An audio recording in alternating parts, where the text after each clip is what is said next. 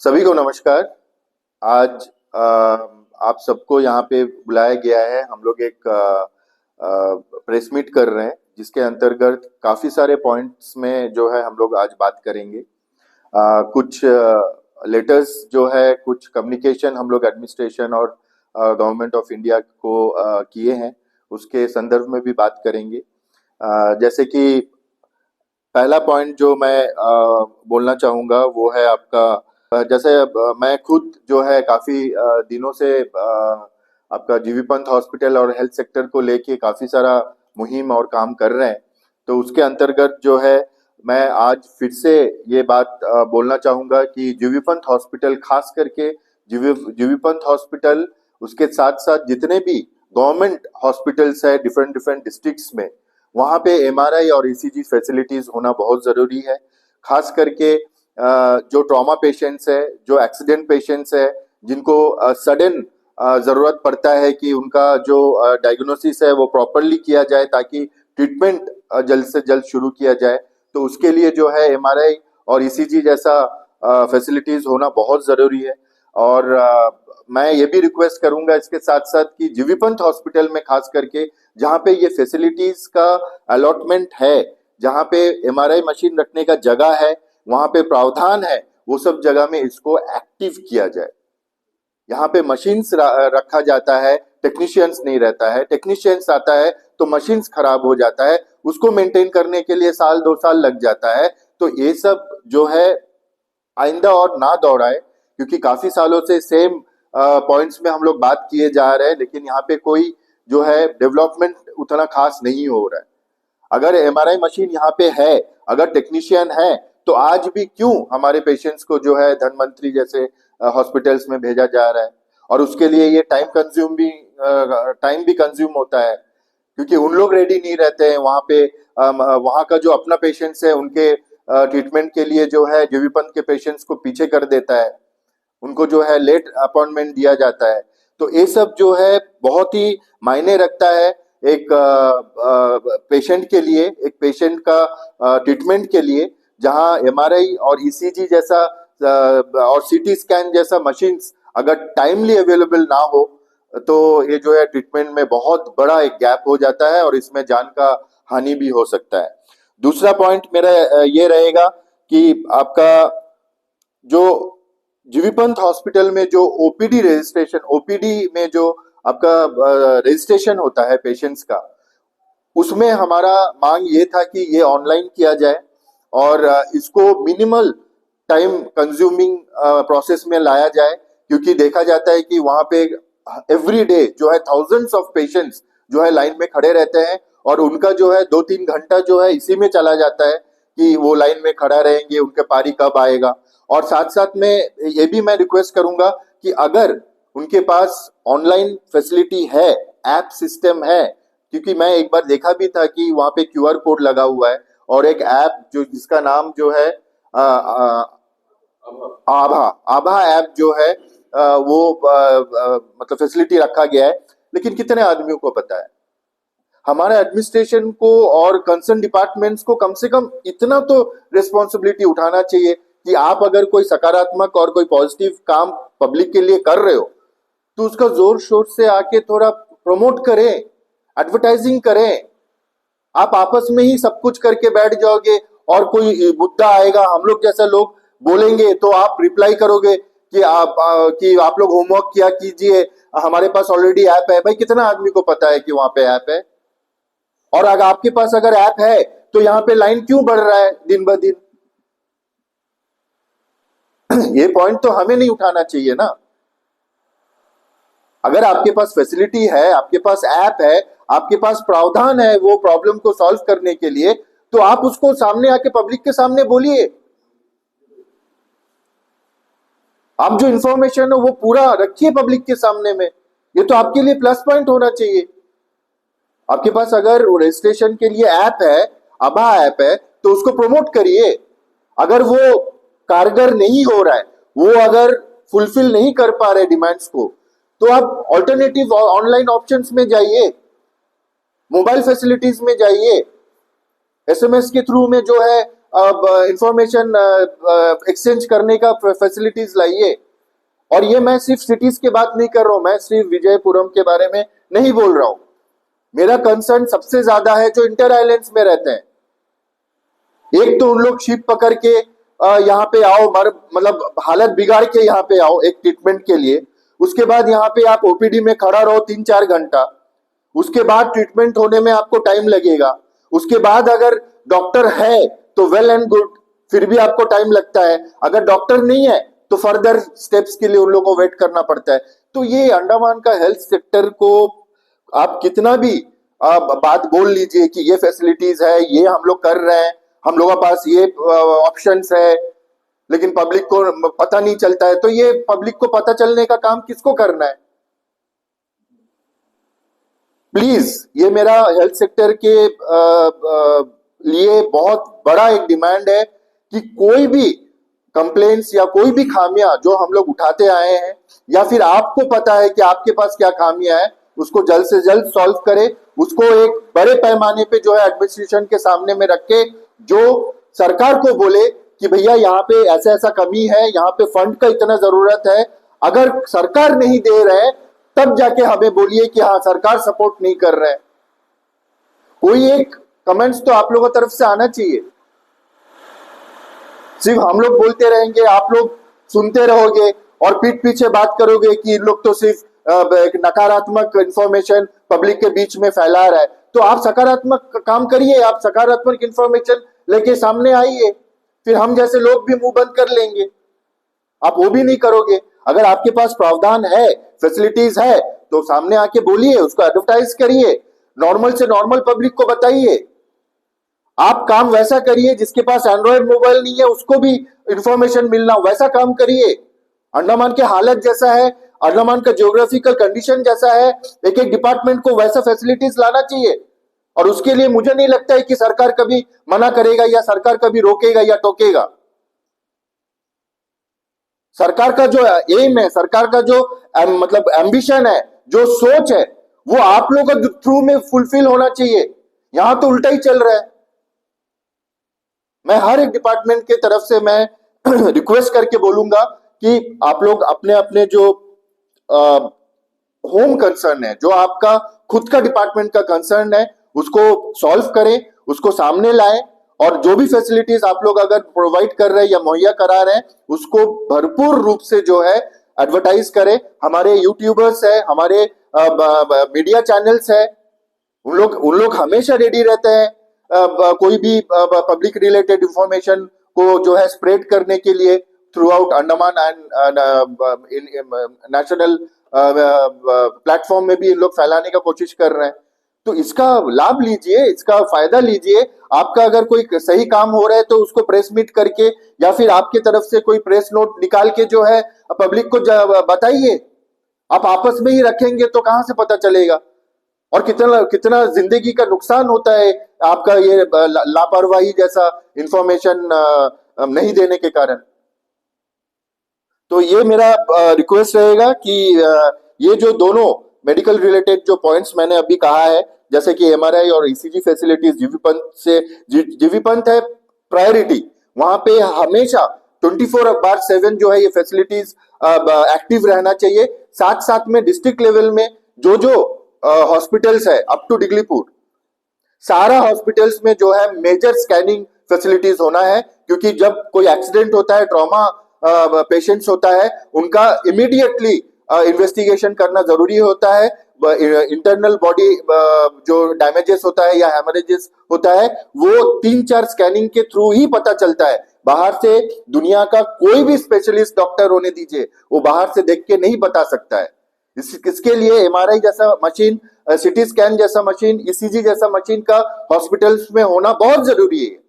तो इसके इंपॉर्टेंस को आप लोग समझिए, डिपार्टमेंट के लोग, ताकि हम लोग जो आप लोग ये स्टेप लेंगे, ये फैसिलिटीज मुहैया कराएंगे, एडमिनिस्ट्रेशन में जो कंसर्न ऑफिसर्स है, आईएएस ऑफिसर्स है, दानिक्स है, इन लोग ये बात को समझे कि इसका इंपॉर्टेंस क्या होता है हॉस्पिटल्स में। अंडमान के लोगों को और बेवकूफ बना के मत रखा करिए। मैं पुजारी विद्यासागर दुबे। मेरा सिर्फ एक ही मुद्दा है कि शमशान घाट जो हमारे यहाँ जंगली घाट में उपस्थित है, उपलब्ध है, उसमें गंदगी बहुत ज्यादा है, पानी की प्रॉपर व्यवस्था नहीं है। तो कंसर्न अथॉरिटी, कंसर्न डिपार्टमेंट से मेरा अनुरोध है कि 16 संस्कार जो हम लोग करते हैं, हमारे पुजारी संगठन से लेके हम लोग, 16 संस्कार में से एक बहुत महत्वपूर्ण संस्कार है अंतिम संस्कार, दाह संस्कार, जिसके लिए वहां लोग जाते हैं, वहां आते हैं, वहां से मोक्ष पाते हैं। लेकिन वहां की सुविधा, लकड़ी भीगी हुई मिलती है, जानवर घूमते रहते हैं वहीं, अगल बगल जानवरों की गंदगी मिलती है। तो ये सारी सुविधाएं थोड़ा इसको सुविधाजनक बनाए ताकि लोग वहां पहुंचे तो कम से कम उनका दाह संस्कार अच्छे क्रिया से कराया जा सके, लोग बैठ सके वहां। जो भी लोग आते हैं अपने उनके दाह को लेकर, बॉडी को लेकर, ताकि उनको बैठने का जगह मुहैया कराया जा सके, पीने का पानी, नहाने के लिए, नहलाने के लिए पानी। और जो लकड़ियां भीगी होती है, सबसे बड़ा मुद्दा यह है कि लकड़ियां जो भीगी होती है वो ठीक से जल नहीं पाती, जिसकी कोई कोई अंग ऐसा रह जाता है कि अधजला रह जाता है। तो इसलिए मेरा आपसे अनुरोध है कि वहां जो भी कंसर्न अथॉरिटी है, डिपार्टमेंट है, वो उसको जाकर देखे और उसके लिए सुविधाजनक स्टेप ले, ताकि वहां का जो भी प्रॉब्लम है, जो भी चीज है, वो सीधे ठीक हो सके। इसके लिए बहुत बहुत धन्यवाद। जितने भी प्रेस के मेंबर्स आए हैं सबको नमस्कार, और आपके सारे व्यूवर्स को भी नमस्कार। मैं संजय कुमार, मैं ह्यूमन राइट्स प्रेसिडेंट। मैं आप लोगों के सामने में दो चीज, ऐसी चीज रखना चाहता हूँ जो बताना चाहता हूँ आप लोगों को, जो अंडमान के डॉक्टर्स और जो है वो अच्छा काम कर रहे हैं। मैं आप लोगों को एक बात बताना चाहता हूँ, पिछले 1.5-2 साल से हम लोग मेडिकल में, हमारे अंशुमन भाई जो है मेडिकल में घूम रहे हैं। 23 पेशेंट्स थे जो अननोन थे मेडिकल में, जो अननोन थे, जिनका आगे पीछे कोई नहीं था। उनको कैसे कैसे करके पता कर करके उनको, बाकी सबको हम लोग घर पहुंचा दिए। किसी का कोई नहीं है, उनको घर में पुलिस को मदद लेके, किसी को रंगत, किसी को माया मंदिर, किसी को बातों, सबको हम लोग घर तक पहुंचा दिए। अभी 2 ऐसा पेशेंट जो है मेडिकल में पड़ा हुआ है। एक है अहमद, जिनको 16 महीना होने को आ गया, जिनका कोई पूछने वाला नहीं है, मेडिकल में पड़ा हुआ है। दूसरा है एक राजाराव बोल के, उसका भी 3-4 साल से मेडिकल में पड़ा हुआ है, बदन में कीड़ा लगा हुआ था, उसको मैगेट का प्रॉब्लम था उसको। उसका भी अभी हम लोग एम्पुटेशन करा के, उसका पैर काट के हम लोग उसको मेडिकल में सारा अंडमान से कलेक्शन करके उसका नर्सिंग होम में रख के उसको ट्रीटमेंट कर रहे हैं। और उसके लिए हम लोगों ने बाकायदा अटेंडर रखा हुआ है, जो अटेंडर जाता है उसको सेवा करता है, सब कुछ करता है। तो मेरा एडमिनिस्ट्रेशन से मैं ये रिक्वेस्ट करना चाहता हूँ, प्लीज मेरा एक रिक्वेस्ट है, मेडिकल में और कोई भी अननोन पेशेंट नहीं है। ये 2 पेशेंट पड़े हुए हैं। राजा राव जिसका उम्र 45 है, सीधा सीधा मना हो गया है सोशल वेलफेयर बोर्ड की तरफ से और वहां से जो फरारगंज में जो ओल्ड एज होम है, कि इसको हम लोग रख नहीं सकते। क्यों नहीं रख सकते? एक तो इसका एज नहीं हुआ, दूसरा हमारे पास में वो फैसिलिटीज नहीं है। फैसिलिटी मतलब एक आदमी इसको देखरेख करने के लिए रहना, ये वो चल नहीं पाएगा। तो इसके लिए एक आदमी रहना है, इसका ड्रेसिंग कराना, ये कराना, तो वो हम लोग प्रोवाइड नहीं कर पाएंगे। दूसरा है अहमद। अहमद का क्या है, न्यू मेडिकल वार्ड का जितने भी डॉक्टर्स, जितने भी स्टाफ नर्स और जितने भी वहाँ जो वार्ड में काम करने वाले आया है, मासी है, जितने भी है, उन सबको मैं हाथ जोड़ के थैंक यू बोलना चाहूंगा। पिछले 16 महीने से उसका अच्छा से देख रेख कर रहे हैं, जबकि उसको डिस्चार्ज किए हुए 13 महीने से ज्यादा हो गया। अभी वो बेड में पड़ा हुआ, उसको हम लोग, कोई भी जाता है, कोई भी अच्छा आदमी आता है, कोई कपड़ा पहना देता है, कोई खाना को दे देता है, सिक्योरिटी गार्ड को बोल के रखा है, वो उसको खाना ला के दे देता है, तो बेड में पड़ा हुआ है। तो मेरा मोपला कम्युनिटी से भी और एडमिनिस्ट्रेशन से भी अनुरोध करता हूँ कि प्लीज कोई व्यवस्था कीजिए, इनको मेडिकल से लेके जाइए, क्योंकि बेड जो है इनका जाने से हम लोग किसी और को और बेड प्रोवाइड कर सकते हैं। एक दूसरा क्या करें, हम लोगों को समझ नहीं आ रहा, ना तो उसको कोई लेने के लिए आ रहा है, ना पुलिस कुछ एक्शन ले रहा है। पुलिस को वाले को भी हम लोगों ने बताया था कि इनका पड़ा हुआ है, पेशेंट पड़ा हुआ है, 15-15, 16 आप लोग आके इंक्वायरी करो। कोई इंक्वायरी नहीं हुआ, कोई इसका जानकारी नहीं है, कोई इनका पूछने वाला नहीं है।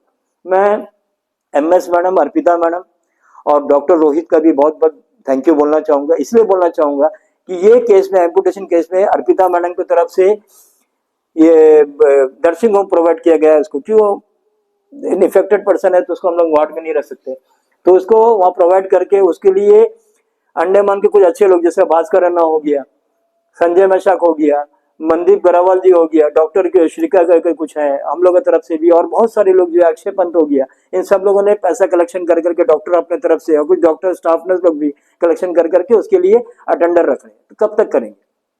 ये तो बहुत ज्यादा हो गया, 2.5-3 महीना से ऊपर हो गया। तो अभी मैं रिक्वेस्ट करना चाहूंगा एडमिनिस्ट्रेशन से, प्लीज कोई रास्ता निकालिए राजाराव के लिए और अहमद के लिए, कि उनको यहाँ से मेडिकल से कैसे भी करके आप लोग कहीं और शिफ्ट करें, जिससे कि हम लोग दूसरा पेशेंट को वहां अच्छे से रख के ट्रीटमेंट कर सके। Thank you very much. सबको नमस्कार। मेरे से पहले जैसे कि सागर भाई ने एक मुद्दा उठाया जंगली घाट में जो शमशान घाट है उसके बारे में, तो मैं उसी संदर्भ में एक और मुद्दा है जो कि बहुत दिनों से लंबित पड़ा हुआ है। हमारे पूर्व जो सीएस साहब थे जितेंद्र नारायण जी ने ये प्रोजेक्ट शुरू किया था, अस्थि विसर्जन घाट, जो कार्बिन स्कोप में एक प्रोजेक्ट चालू हुआ था। जब ये प्रोजेक्ट शुरू हुआ था तब एडमिनिस्ट्रेशन की तरफ से कहा गया था कि ये प्रोजेक्ट जल्द से जल्द यानी कि 8 या 9 महीने के अंदर ये प्रोजेक्ट पूरा हो जाएगा, लेकिन आज 2 साल होने को जा रहा है, ये प्रोजेक्ट अभी तक पूरा नहीं हुआ। मैं सबसे पहले जो अस्थि विसर्जन घाट है इसके बारे में आपको थोड़ा जानकारी देना चाहूँगा।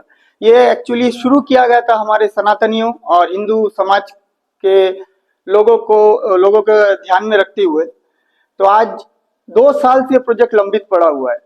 तो आज अभी अंडमान में हमारे जितने हिंदू भाई बहन हैं, इनके अपने रिश्तेदारों का जो मर जाने के बाद जो घाट विसर्जन का काम होता है, दर्पण होता है, वो करने के लिए इन्हें मेलैंड जाना होता है। और आप सभी को पता है कि मेलैंड में जाना, जैसे गया हो, काशी हो, यहाँ मेलैंड जाने में खर्चा बहुत होता है। एक मिडिल क्लास को वहां जाके आके जाना, फिर वहां से आना, खर्चा बहुत ज्यादा पड़ जाता है।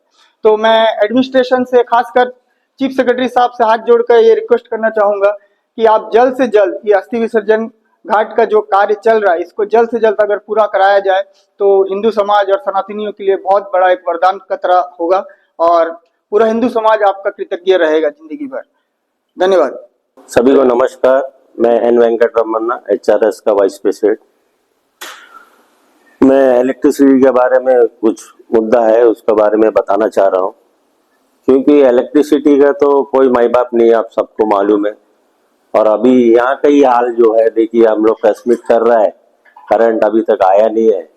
करंट कभी आता कभी जाता, और इससे बहुत सारे जो भी इलेक्ट्रिसिटी के इक्विपमेंट है, जो भी है, फ्रिज है, टीवी है, एसी है, बल्ब है, ये सारा फ्यूज हो जाता है।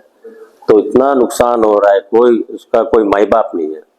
और एक क्या है, जो इलेक्ट्रिसिटी का बिल तो बराबर आता है, जब वो बिल बांधने जाने का टाइम में उसमें क्या बोलता है कि लिंक नहीं है करके, लिंक नहीं है करके बोलता, आदमी लोग अपना काम निकाल के वो अपना थोड़ा टाइम निकाल के बिल बांधने के लिए जाता है, तो और जाने का टाइम में लिंक नहीं है करके बोल देता है। 2 दिन 3 दिन आदमी वही पैसा बांधने के लिए जाता है, लेकिन होता नहीं है। और मोदी सरकार क्या डिजिटल इंडिया भी सब जगह करके बोलता है। इन लोगों सभी को, इलेक्ट्रिसिटी वालों को, हमको ऐसा सूत्रों से खबर मिला है कि सिप मशीन दिया हुआ है, इन लोग यूज ही नहीं करता। इन लोग बोलता है कि कैश लेके आओ, और कैश लेके जाने का टाइम में आदमी तो कितना बिल है क्या है तो किसी को मालूम नहीं है। लेके जाने का टाइम में जो चेंज पैसा होता है वो बोलता है कि चिल्लर नहीं है, चिल्लर लेके आओ, ठीक है। उसमें 5 रुपया और 10 रुपया, वो पैसा वापस देता ही नहीं। बहुत सा पब्लिक ये कंप्लेंट किया है, मेरा साथ खुद भी होया है। और बहुत जन तो जैसा इलेक्ट्रिसिटी का ऐप भी है, कोई कोई ऑनलाइन में जो पढ़ा लिखा है वो बांध देता है, और जो अनपढ़ आदमी है, जो पढ़ा लिखा नहीं है, उसको तो क्यू में जाके बांधना पड़ता है। और वहाँ में लगा दिया, इनका टाइमिंग है, बोलता है कि हम जैसे पता करा, वो बोलता है कि 8 बजे से लेके 1 बजे तक का उसमें लेना है। लेकिन जब जाने का वहाँ में लगा के रखा है 12:30 का बजे बाद में, इन लोग पैसा लेता नहीं है पेमेंट। तो मैं पूछा जाके, क्यों आप लोगों को तो 1 बजे तक का टाइमिंग है? नहीं, हम लोग को तो फिर 12:30, हम लोग कोई ऑर्डर है, ऑर्डर उन लोग दिखाता नहीं है, ठीक है। फिर जाने के बाद में फिर मैं यही से भी मिलने के बाद में बात किया, तो इन लोग का ऐसा डिजिटल इंडिया में से इन लोग कैश जो जमा होता है पूरा, तो सुबह से लेकर जो 12 साढ़े 12 तक का जो भी कैश जमा होता है, इन लोगों को जाके बैंक में बांधना।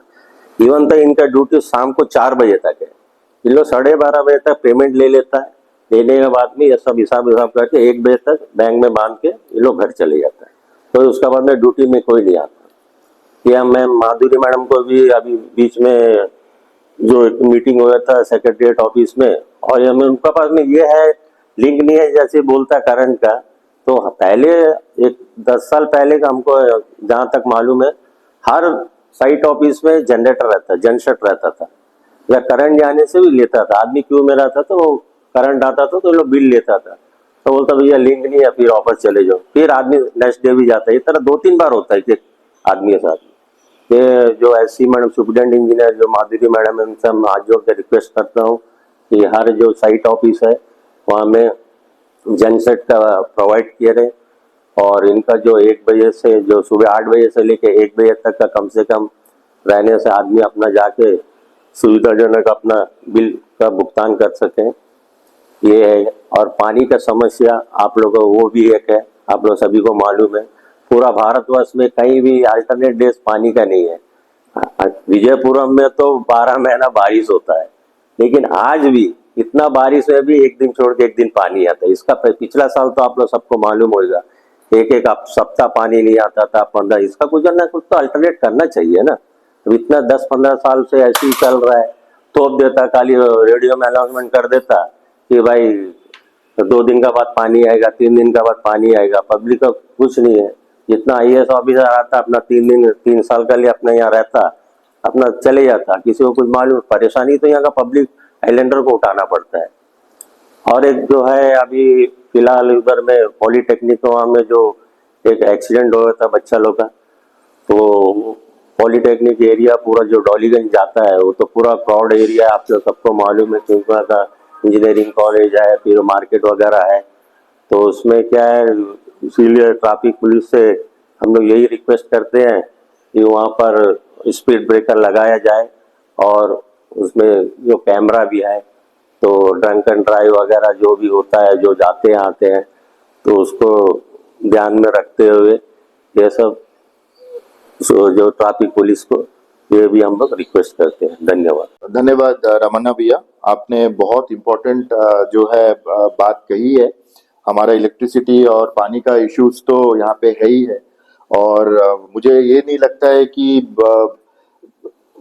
कैसे इन लोग अपने डिपार्टमेंट्स चलाते हैं, मुझे समझ में नहीं आता है। हाँ, 8 घंटा, 9 घंटा, 5 घंटा तो मिनिमम होता है पर डे करंट काटना। तो कैसे इन लोग चल रहे हैं, कैसे रिपोर्ट्स ऊपर तक भेज रहे हैं, क्या भेज रहे हैं, ये सब इन्वेस्टिगेशन का विषय है। ये सब मतलब करप्शन से रिलेटेड भी है। ये बहुत बड़ा बात है। हमारे अंडमान में हर एक डिपार्टमेंट के पीछे ईडी लगना चाहिए, और IB CID जो है अपनी इन्वेस्टिगेशन फुलफिल करके प्रॉपर और सही रिपोर्ट जो है सरकार तक पहुंचाना चाहिए, अगर उन लोग सभी अपना अपना रिस्पॉन्सिबिलिटी समझते हैं तो। दूसरा बात, आपने ये भी कहा है कि डॉलीगंज सेक्टर में हाल ही में जो एक्सीडेंट हुआ था, स्कूल बच्चों का वैन गिर गया था, ये बहुत ही मतलब सेंसिटिव मैटर है, क्योंकि डॉलीगंज का वो एरिया जो है मार्केट एरिया बन रहा है, और वो एरिया जो है थोड़ा क्राउडेड भी रहता है। और सबसे खतरनाक बात यह है कि वो जंक्शन में जो रोड आता है ऊपर से, वो स्लोप है, तो वहां पे व्हीकल्स अगर कंट्रोल नहीं कर पाया तो बहुत बड़ा हादसा में कन्वर्ट हो सकता है। छोटा से छोटा चीज भी बहुत बड़ा हो सकता है। खैर मनाइए, उस दिन जो है गाड़ी के सामने कोई आदमी नहीं आया था, या कोई बाइक वाला नहीं आया था, कोई स्कूटी वाला नहीं आया था, या कोई लेडीज या कोई बच्चा वहां पे खड़ा नहीं था, वरना मुझे नहीं लगता कि उनका जान बच पाता वैसा एक्सीडेंट्स में। तो मैं आपने जो गुहार लगाया है ट्रैफिक डिपार्टमेंट को कि वहां पे प्रॉपर साइनेज सिस्टम लगाएं, वहां पे आप हो सके तो वहां में एक मतलब जब ड्यूटी टाइम्स रहता है, जब पीक आवर्स रहता है, डे का टाइम जो रहता है, स्कूल आवर्स, ऑफिस आवर्स, ये टाइम में जो है वहां पे कांस्टेबल्स या ट्रैफिक पुलिस को नियुक्त करके वहां पे रखे, क्योंकि वो बहुत ही वाइटल जंक्शन पॉइंट होता है। ऐसा काफी सारा जगह है, मेन रोड छोड़ के अंदर, मतलब थोड़ा मेन रोड से अंदर भी आप जाएंगे तो जगह थोड़ा बहुत डेवलप हो रहा है, मार्केट प्लेस ग्रो हो रहा है, तो वो सब जगह में जो है थोड़ा मॉनिटरिंग सिस्टम रखना चाहिए, कांस्टेबल्स को रखना चाहिए, ट्रैफिक पुलिस जो है वो उसको जो है अपना ध्यान में रखना चाहिए, ताकि ऐसे ऐसे जो हादसा है इसको हम लोग रोक सके। आज जो भी प्रेस मीट आज यहाँ पे आप लोग आए हैं, जितने भी हमारे प्रेस के भाइयों आए हैं, सबको धन्यवाद करते हैं, क्योंकि आज का जो प्रेस मीट था इसमें काफी सारा पॉइंट्स जो इतने सालों से या इतने दिनों से हम लोग कम्युनिकेट कर रहे थे, डिपार्टमेंट्स के तरफ से हो या फिर सरकार को हो या एडमिनिस्ट्रेशन को हो, जो भी हम लोग कम्युनिकेशन कर रहे थे उसका एक ब्रीफ जो है आपके सामने रखा है।